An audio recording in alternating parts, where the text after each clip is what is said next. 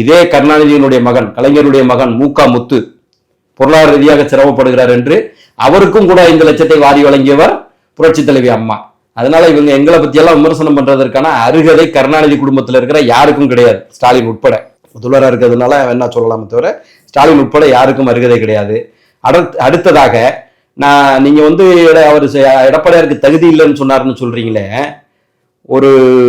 அதாவது இப்போ இந்த இயக்கத்தில் தலைவராக இருந்தவர்கள் புரட்சி தலைவர் அம்மா எம்ஜிஆர் அவர்களும் புரட்சி தலைவி அம்மா அவர்களும் உச்ச நட்சத்திரங்களாக ஜொலித்தவர்கள்.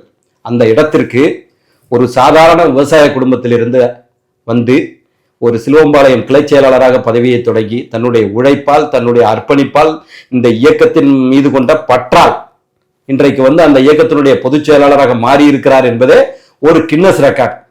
இதை விமர்சனம் பண்ணுவதற்கு கருணாநிதி குடும்பத்தால் பிறந்த ஒரே தகுதியில் மட்டும்தான் அவர் அந்த இடத்துக்கு வந்திருக்கார். இந்த உழைப்பாலையும் அவர் வரல, ரைட்டுங்களா? அந்த திராவிட முன்னேற்ற கழகத்தினுடைய கொடியை கட்டமைத்த விஜி கோவிந்தசாமியினுடைய குடும்பம் இன்னைக்கு எங்க இருக்கு? விசாவில் அடித்து கொல்லப்பட்ட சிட்டி பாபுனுடைய குடும்பம் இன்றைக்கு எங்க இருக்கிறது தெரியுமா உங்களுக்கு? கிடையாது. எங்க இருக்குன்னு அந்த இயக்கத்தை உருவாக்கிய புதாமகர் அண்ணாவினுடைய குடும்பம் அந்த திராவிட முன்னேற்ற கழக மீட்டிங்ல கேசட் வித்து படுத்துக் கொண்டிருக்கிறது. தெரியுமா உங்களுக்கு?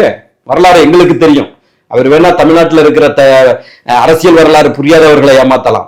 எந்த இடத்திலையும் எடப்பாடியார் அவர்களை, தமிழர்களையோ தமிழர்களுடைய உரிமைகளையோ அனைத்து இந்திய அண்ணா திராவிட முன்னேற்ற கழகத்தினுடைய உரிமையையோ விட்டுக் கொடுத்தார் என்று சொல்ல முடியாது. தனிப்பட்ட நபர்களுக்கு துரோகம் இழைத்தாரா, இழைக்கலையா, இந்த பேச்சுக்கு நான் வரல.